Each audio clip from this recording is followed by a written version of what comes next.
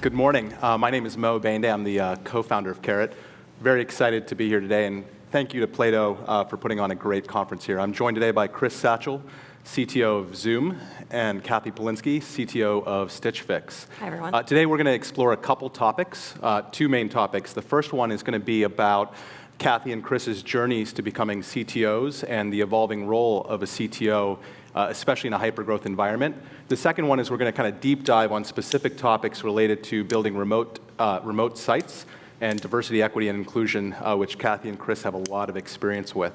So with that, I'm just going to dive right in. Cathy, starting with you, would love to hear about kind of your journey to being a CTO, and most specifically, did you start kind of your career saying, I'm going to be a CTO, and that's kind of what I'm aiming for? Did it happen organically? I didn't even know what a software engineer was when I was in high school, let alone a CTO. But I did start programming really early. My first programming language was Logo. Anyone use Logo? And I had an Apple II lab in my elementary school. We did basic programming. I was interested in computers, but I had no idea what it was like to be a software engineer or work in any workforce, so to speak. My mom was a teacher. And so I studied computer science in college, got my first internship, and I was like, this is what I want to do. I got the bug. I had an internship first as a system administrator, a Unix system administrator, before doing software development. And I'd say that my path was just finding interesting jobs where I could continue to learn. First started as a software engineer at Amazon, went through and to different companies in the Bay Area, Oracle, did a tiny startup. I moved to Yahoo, and that's when I transitioned into engineering leadership, first as a software engineering manager, and then took on more and more executive roles. And so right now I'm the CTO of Stitch Fix. Any Stitch Fix users in the audience? Yay, okay. So Stitch Fix is an online personal styling service. We help people discover clothes that they love. You fill out a style profile similar to a dating profile, but about clothes, and we have dozens of machine learning algorithms that go against that profile and all the clothes in our inventory. We pair you with a stylist who helps curate a box for you. We send it to your house, you try the things on at home, and you keep what you like, send back the rest, and we pay for shipping both ways. Great. Well, Cathy, when we were preparing for this, you were talking about, you had a framework for like different types of CTOs. I'd love for you to kind of share that and kind of with that, talk about your journey of what kind of CTO you wanted to be, how someone figures out what type of CTO they could be. Right, that's a good question, Chris. You jump into because we had a really great call on this. There's aspects of CTO that have changed over the last decade, I would say, and Chris mentioned this as well, but there's been the flavor of a CTO as like the most technical person on the team, the chief scientist or architect, the person that doesn't have management responsibilities but is really setting the direction for where we're going technically. There's another CTO flavor for a lot of enterprise companies. That's the person that you send out to do all your sales calls, and they're the picture of technology that shows credibility of what you're doing, that is really an outward-facing CTO. So that's like CTO with a suit. Yes. If you own one, you're allowed to go out and sales calls. Exactly. Yeah. And then there's the CTO that I am more of, is the elevated VP of engineering CTO, the person that is the head of the technology organization. I currently lead the organization across engineering, product, design, and UX, as well as IT. And that's similar too as Chris. Yeah, I think of the same journey of never being the most deeply technical person in my organization, and especially when I was at Xbox, like that was impossible. We had people who were just flat out geniuses, serious geniuses, and I think what you find is, and I think it's more common now, especially in larger companies, where you need to mix product and the engineering and design, and you need all those three pieces. And you can still have, there's companies that still have CTOs that are that deep technical. But I think if you're like us, because I know we found this out in the call, it's like, I'm just too much of a control freak to like give it up to a VP of engineering. I just can't do it. Same for head of product. You kind of, if you're going, because what you realize after a while, right, is we don't deliver code. What we deliver is value. And the way you deliver value is by understanding the customer deeply, knowing who they are, what you're doing for them, and why you're doing it, and then designing a great end-to-end journey and experience around that. And to be that kind of person, you end up running teams, and you end up going across disciplines and being less of just very deeply technical, but realizing that you've got to align the humans. And that's one thing I've always found at Cathy, I'd love to know if you feel similar, is nearly every technology, a venture project you do is actually a people problem. Chris, let's double click on that. I mean, you've been CTO. This is Jim, by the way. I brought my own with me. You've been a CTO or a chief product officer at Comcast, Nike, Xbox, and now Zume. You know, two questions. One, kind of, how do you think about the relationship between product management and kind of technical leadership and design? And then the second one, specifically as a CTO, how do you double click and learn about the needs of your customers? And how do you get smart on customer needs? Yeah, well, we sort of already said a little bit about the sort of role of CPO, but I think if you're in that way of delivering value, you have to understand the customer deeply. You have to own the journey that you're going to give to that customer. What are the moments of truth on that journey? You can't delegate that. You can delegate it to your leadership team, and I nearly always have a head of product that works for me. I have a head of engineering, head of hardware engineering. But in the end, as a CTO, you need to understand that. You need to really own what that product solution is going to be that fulfills the customer needs and the business requirements. And I find that they're so intertwined now between design, product, engineering, like teasing them apart into three separate organizations that might report to a CEO or a president or something like that is never the most effective way. Like, I just think of it as always a continuum, and you're going to miss out on a trick. If you're like, product goes off and does something, and they're not really iterating with dev in the right way, and dev's not iterating with design, something will get missed there. So I find that you get better end-to-end solutions when you combine them. The other side is I'm actually a frustrated artist. I almost went into fine art, so I just can't give up the design thing. I'd have been actually much skinnier as an artist because I was very, very mediocre at best. I was in a small town. I grew up in a small town in the west of England, right? And I looked around my art class one day, and there's 20 of us in there, and I'm like, this is awesome.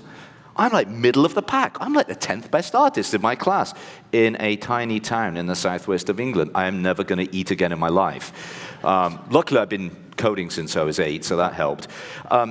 Learning about customers, I mean, you just have to take a lot of sources. You know, it's about reading through your industry. It's about talking to customers. It's about asking people who know more about them than you do. Listen to your business partners. Find out what they know about them. And then what I find is two things are really important. One, build hypotheses. Do it early and go and do research to test it. That makes you think about what your customers' true problems are. And that's what you're here to understand. Like, what can you do for them? Who wants it? And how much do they value it? And then the second thing is when you say learn about customers, people can get sucked into learning what the customer thinks their problem is today.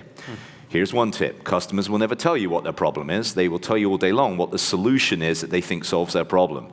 You have to dig into that with lots of whys. But the other side is you need to know where they're going.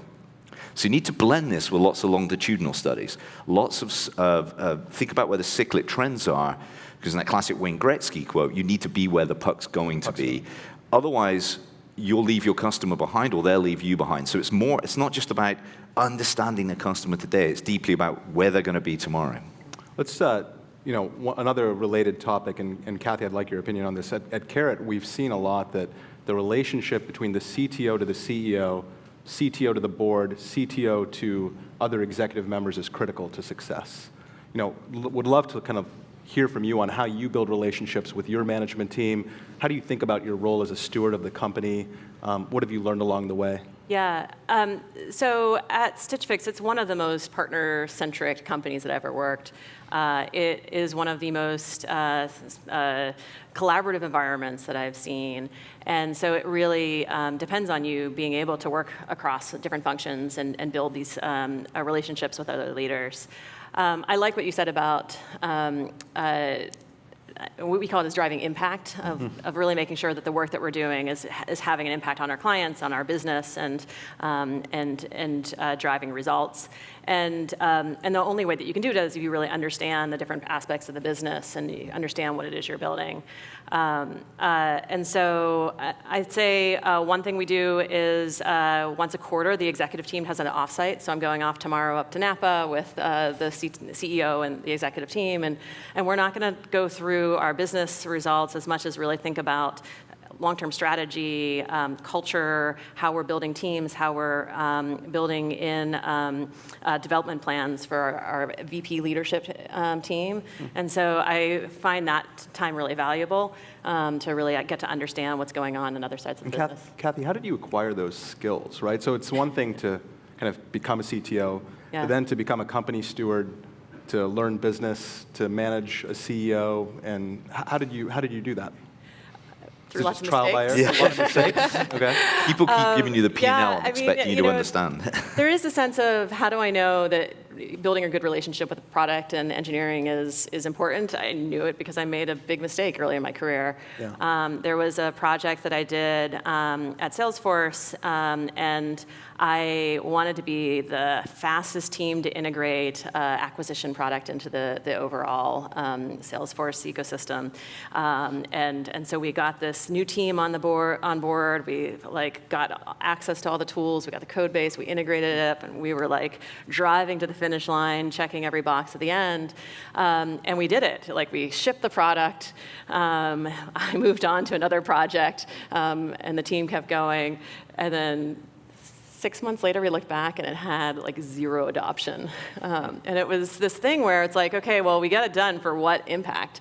And if I look back, we just ran that project to spec. We didn't ask what we were doing and how customers would adopt it. It was just hey, we have this acquisition. We just need to get it into the product.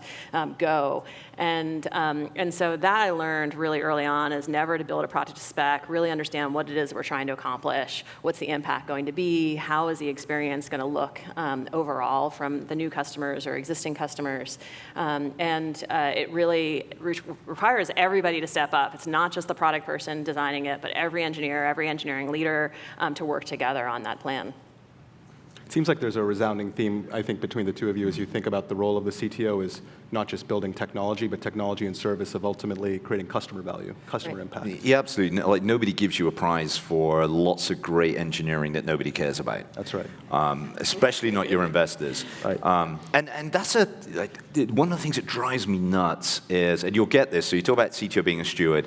There is a pervasive thing outside of engineering that for some reason people believe all we want to do is just build stuff that has no application, and we care more about that than serving customers. And it drives me nuts. That might have been engineering 35 years ago or something, but now I think we're all focused on customers.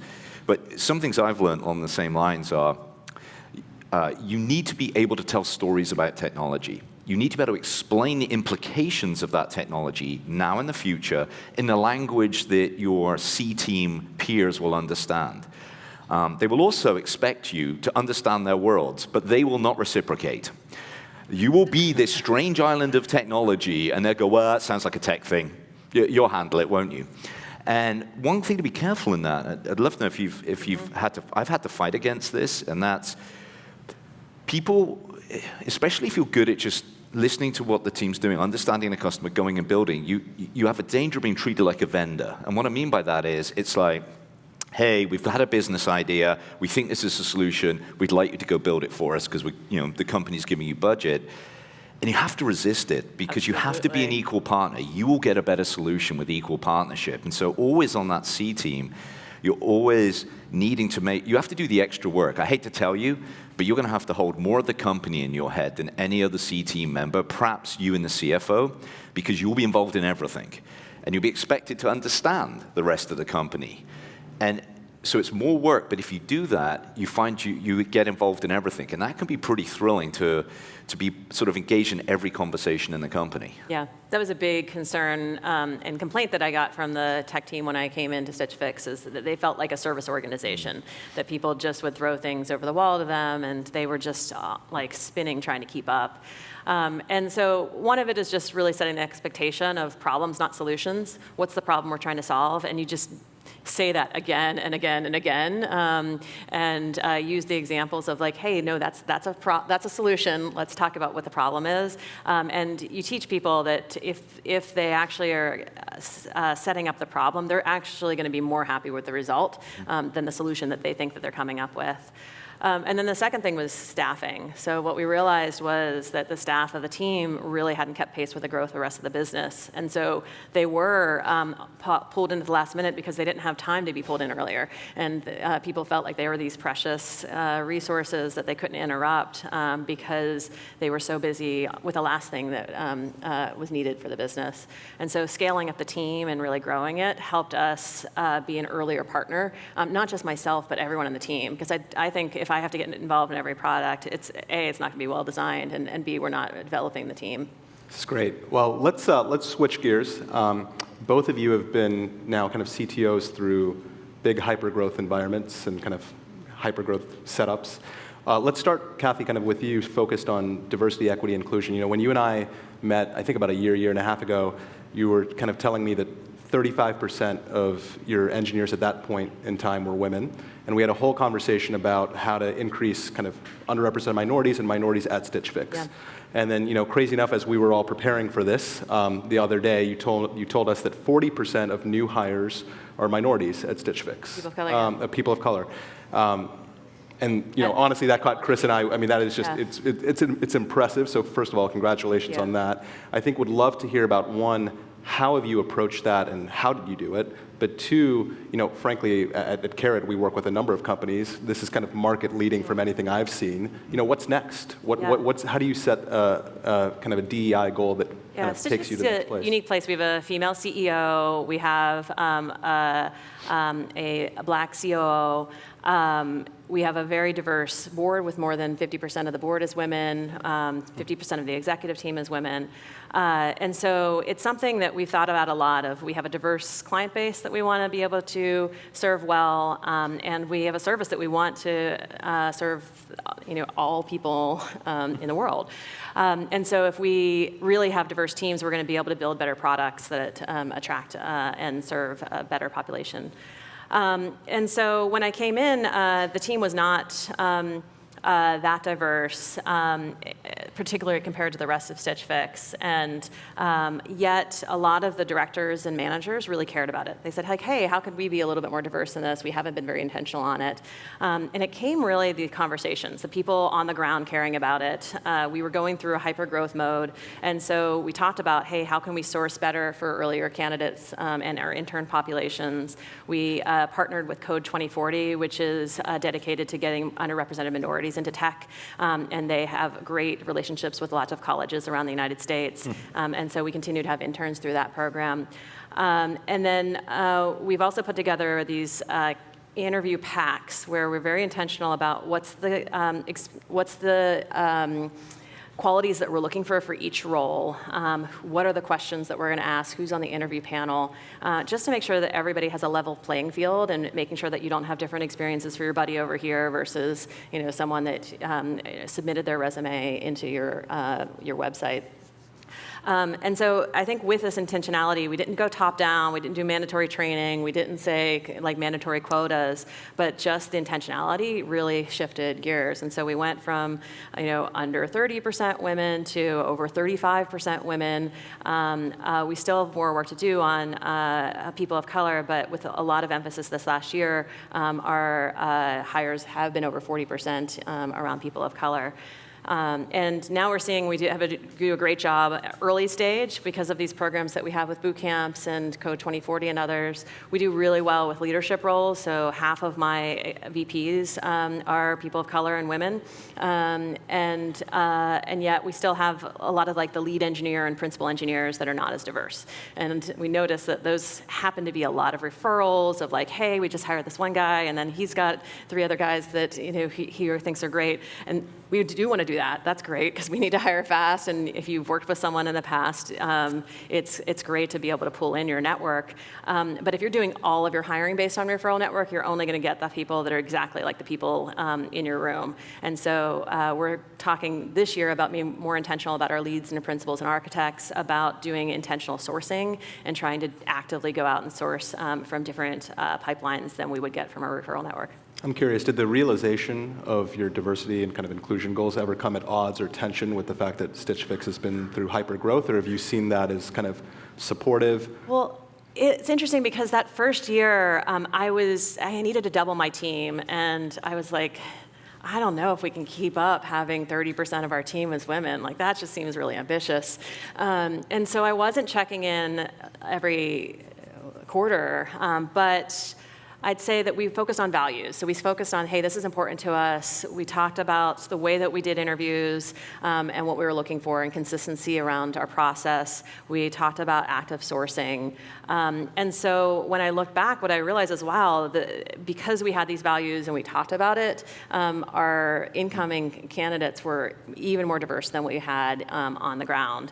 And so it's really made me really think about a lot of things I've tried in the past that have been, companies that have tried to do this quota route and tried to really force things down and end up getting a lot of backlash of people who are like, what are you doing? Like, you're just trying to make me not get the best candidates. And it's not about that. It's really, if you see a more diverse candidate pipeline, you're going to find actually great people for your organization that are going to be even better than people that, you may have just met over the coffee the other day. That's a great point about that. I hadn't thought about it that way, about the aligning the values more than the actions. Yeah. I remember at Microsoft, we had a big diversity push, but it was, I don't want to say it was cynical, but it was around, hey, we did lots of contracts with the government. Not my part, I was in Xbox, so government didn't care about us until they need to blame gaming for something.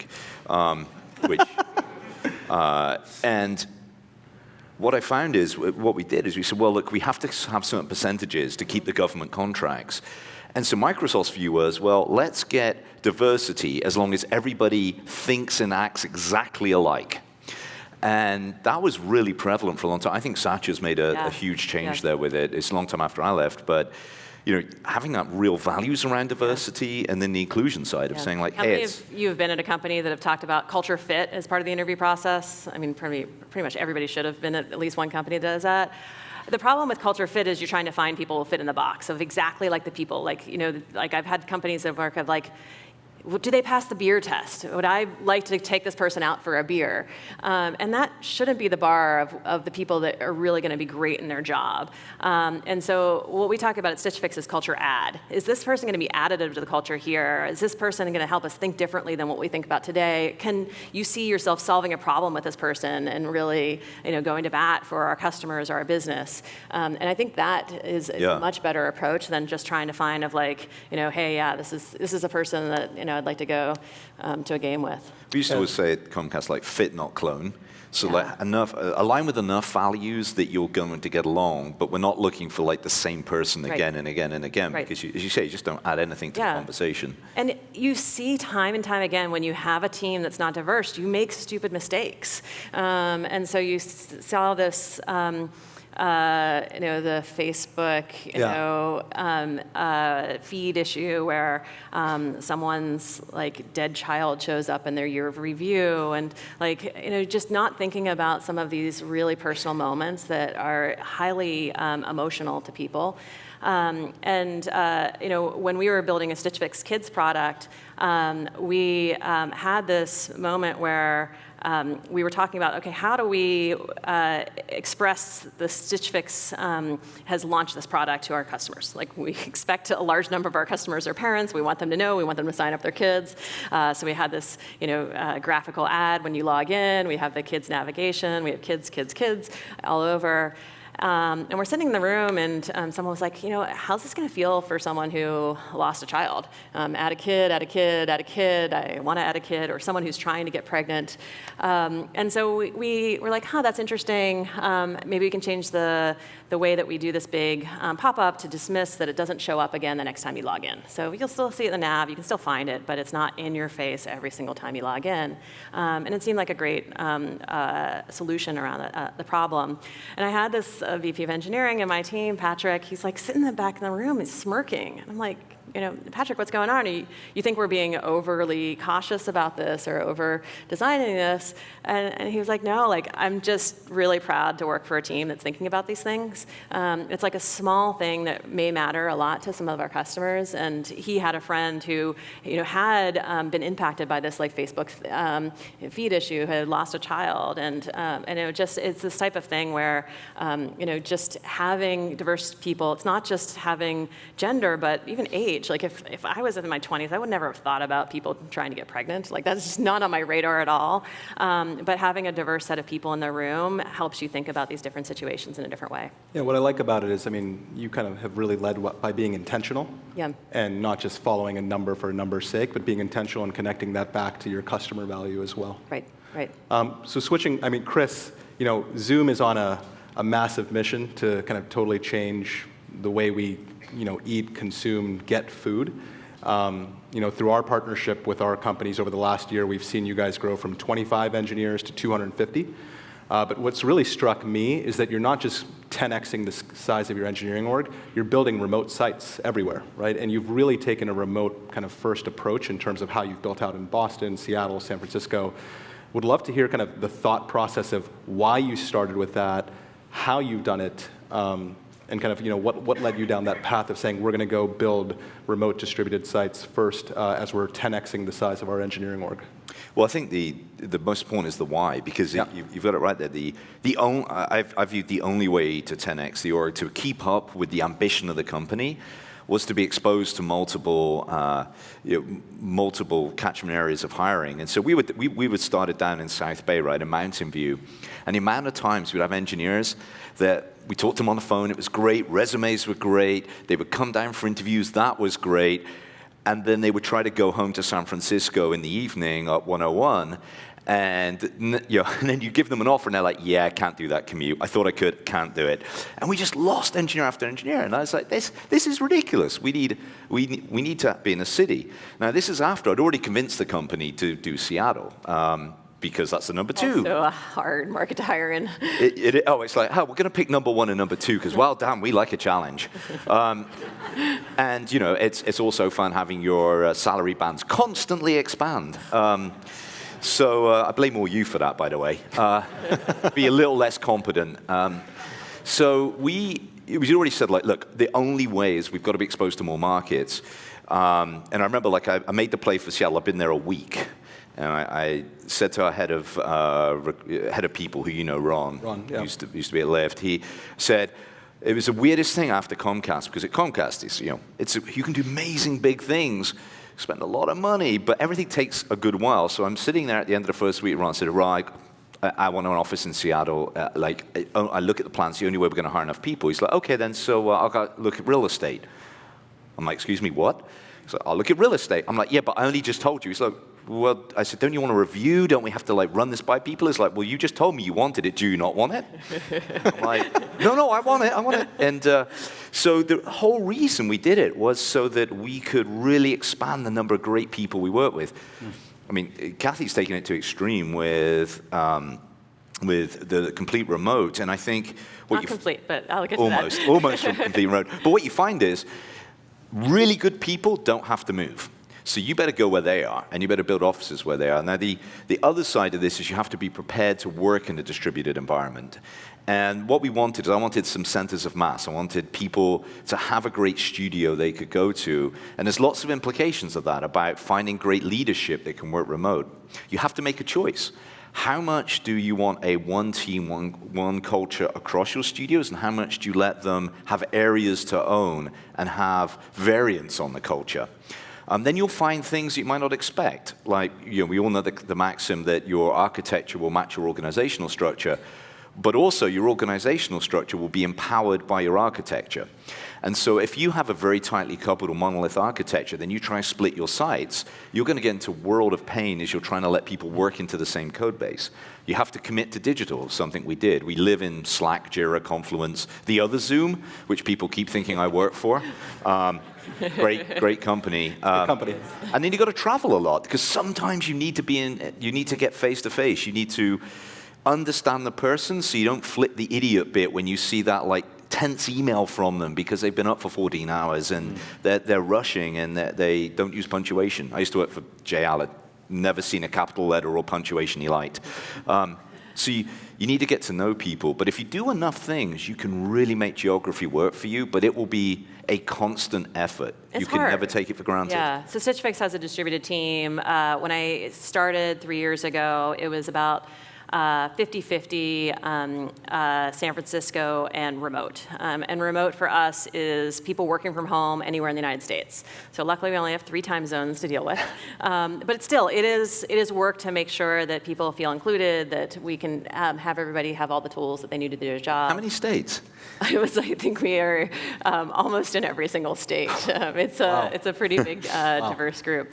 I'd say without a lot of intentionality, it's grown to about 60% of our engineers now distributed in 40% in San Francisco because it's just so much easier to hire outside of San Francisco right now. It's so competitive.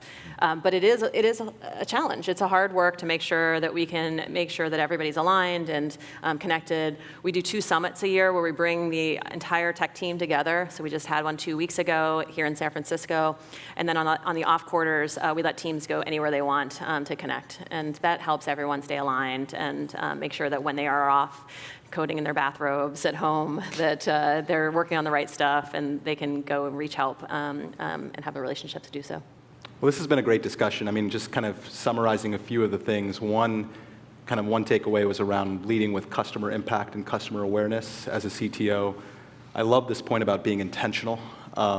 And kind of leading with intention as you're hitting your D&I goals. And I really like this point at the end, which is ultimately you have to go to where the talent is and build around that. So thank you, Cathy. Thank you, Chris. Bill, thank you. Great conversation. And thank you, everyone.